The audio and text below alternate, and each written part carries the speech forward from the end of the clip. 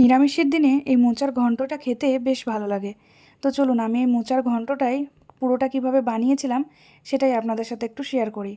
তো প্রথমেই মোচার ঘন্টটা একটু জলে সেদ্ধ করে নিয়েছিলাম, 10 মিনিট মতো ফুটিয়ে নিয়েছিলাম। তারপর জলটা ছেঁকে নিয়ে জলটা ঝরতে রেখে দিলাম। তারপর কড়াইয়ে তেল দিয়ে 5 ফোড়ন, শুকনো লঙ্কা আর তেজপাতা দিয়েছিলাম, আর গোটা মুগ ডাল দিয়েছিলাম। মানে গোটা বলতে সেদ্ধ করা না, এমনি কাঁচা যে মুগ ডাল হয় সেই মুগ ডাল দিয়ে বেশ কিছুক্ষণ ভেজে নেওয়ার পর, মানে একটা সুন্দর যখন ডালের গন্ধ চলে আসে ভাজার, তখন মোচাটা দিয়ে দিয়েছিলাম। সেদ্ধ করে রেখেছিলাম যে মোচাটা, সেটাই।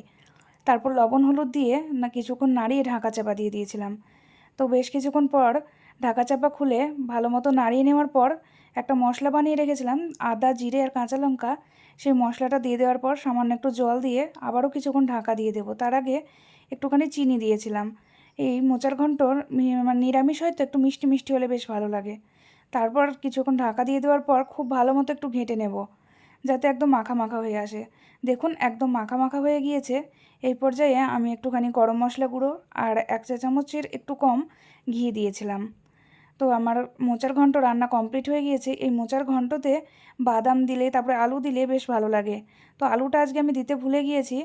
তো আপনারা দিয়ে দেখবেন আর এরকমভাবে বানিয়ে দেখবেন, খেতে খুব ভালো হয়। নিরামিষের দিনে এক থালা ভাত এটা দিয়েই খাওয়া হয়ে যাবে। তো কেমন লাগলো পুরো রেসিপি কমেন্ট করে জানাবেন কিন্তু। কেমন?